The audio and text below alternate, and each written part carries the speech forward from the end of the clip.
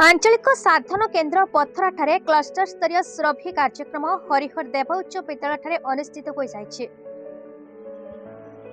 सुरभि कार्यक्रम में पथरा क्लस्टर 14टी विद्यालय छात्र छात्री विभिन्न प्रतियोगितार अंशग्रहण करते।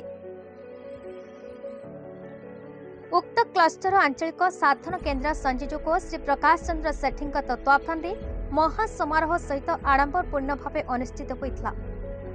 एथिरे पथरा सरपंच श्रीमती पिंकी बेहेरा मुख्य अतिथि भाव जोगदेइथिले।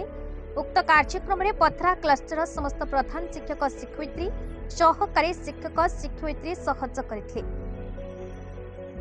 शेषरे कृति छात्र छात्री मानक पुरस्कार प्रदान करा जाय कार्यक्रम को समाप्त करा जायथिला।